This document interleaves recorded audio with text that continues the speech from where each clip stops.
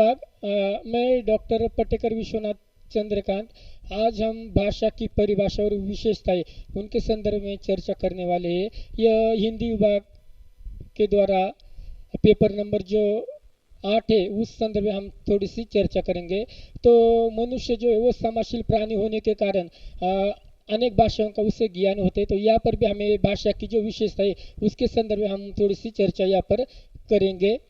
तो देखिए, सबसे पहले उसकी परिभाषाओं के संदर्भ में हम देखेंगे तो भाषा यादृच्छिक ध्वनि प्रतीकों की वह व्यवस्था है जिसके द्वारा समाज विशेष के लोग आपस में विचारों का आदान प्रदान कर सकते हैं। तो इस संदर्भ में जो परिभाषा है Baburam Saxena, doctor Bholanath Tiwari, doctor Devendra Sharma, doctor Shyam सुंदर दास, डॉक्टर कामता प्रसाद गुरु आदि विद्वानों ने भाषा को परिभाषित किया है। तो भाषा यादृच्छिक ध्वनि प्रतीकों की जो व्यवस्था है उसके माध्यम से समाज विशेष के लोग आपस में आदान प्रदान कर सकते हैं। यह आदान प्रदान तभी हो सकता है जब दो व्यक्ति आपस में मिल जाते हैं, नायक हो या नायिका हो या अन्य प्रमुख पात्र हो या सामान्य पात्र हो।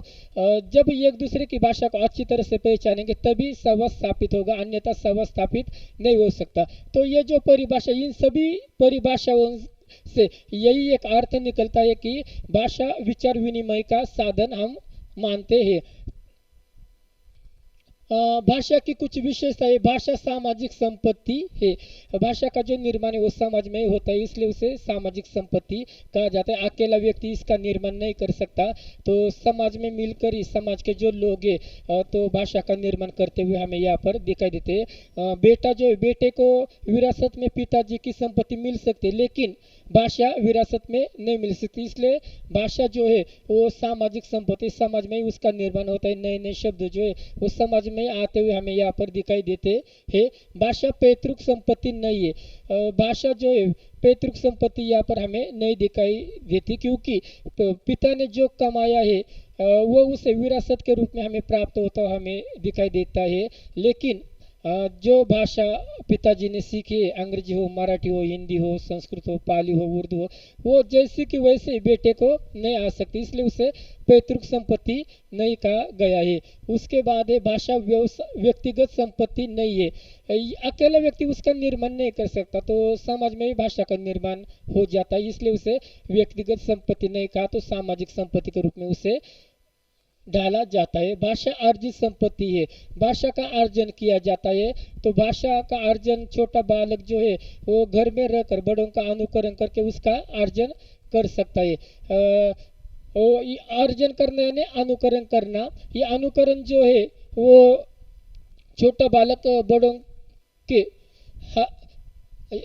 घटना ये देखकर वो उसका अनुकरण करते हुए हमें यहाँ पर दिखाई देते, इसलिए भाषा अर्जित संपत्ति यानी अर्जन करना यानी ग्रहण करना। उसके बाद भाषा अनुकरण व्यवहार से प्राप्त की जाती है। समाज में मनुष्य समाजशील प्राणी और वो अनुकरण करते हुए हमें यहाँ पर दिखाई देता है। तो अनुकरण के द्वारा ही उसका विकास हो जाता है या वो व्यवहार कर सकता है। भाषा परिवर्तनशील है। भाषा जो है उसका परिवर्तन हो जाता है, नए शब्दों का आना या नए शब्दों का जाना, इसलिए उसे परिवर्तनशील कहा गया है, यानी नए नए शब्दों का निर्माण होना। एक जगह पर स्थिर नहीं। जिस तरह से नदी की धारा जो है सतत प्रवाहमान हमें दिखाई देती है, तो भाषा ये जो है वो परिवर्तनशील है। नए नए शब्द जो है अन्य भाषा के, फारसी, अरबी, उर्दू, अंग्रेजी, इन भाषा के ये जो शब्द है वो हमें वहाँ पर दिखाई देते हैं। तो भाषा ये जो है यह परिवर्तनशील हमें दिखाई देते हैं। उसके बाद है भाषा की धारा कठोरता से सरलता की ओर जाती है। देखिए, भाषा हम देखेंगे तो पहले कठिन लगते हैं, लेकिन धीरे धीरे वो हमें अच्छी तरह से समझ में आने के कारण कठिनता से सरलता की ओर चली जाते। जिस तरह से नदी की धारा है ऊंचे पर्वत से लेकर नीचे आ जाते हैं, उसी तरह से यह भी सरलता की ओर जाते हुए हमें दिखाई देते। भाषा संयोग अवस्था से वियोग अवस्था की ओर भी जाती है। उसके बाद भाषा का कोई अंतिम रूप नहीं होता, और यह भी हमें यहाँ पर दिखाई देता है, यानी वो कभी रुकती नहीं है, सतत वो प्रवाहमान हमें दिखाई देती है। भाषा सामाजिक दृष्टि से स्तरित होती है। भाषा सर्वव्यापक है। सर्वत्र हमें भाषा का रूप दिखाई देता है। भाषा का आरंभ वाक्य से हुआ है।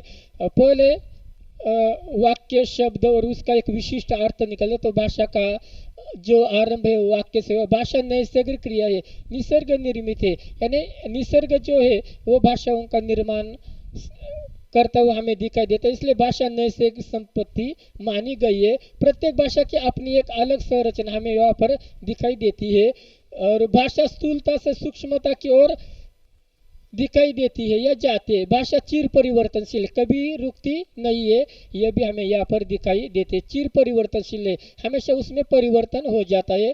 प्रत्येक भाषा की एक भौगोलिक सीमा होती है, एक विशिष्ट और भौगोलिक सीमा उस भाषा की होती है, यानी भाषा पैतृक और जन्म सिद्ध नहीं है, यह भी हमें देखने को मिलता है।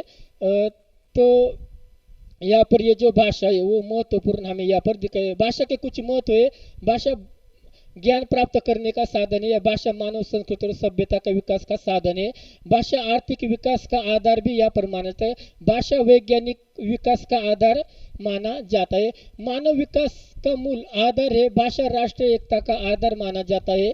भाषा मौलिक विचारों का संरक्षित करने का साधन माना गया है। भाषा भाव व्यक्त करने का प्रमुख साधन भी यहाँ पर हमें माना जाता है। तो इस तरह से यहाँ पर अगर हम देखेंगे तो भाषा जो है उसकी विभिन्न विशेषताएं अंग एवं अवयवों के अनुसार भाषा यह चिर परिवर्तनशील हमें दिखाई देती है। तो विविध विद्वानों ने इस तरह से भाषा को परिभाषित करते हुए उसकी विशेषताओं को स्पष्ट किया है।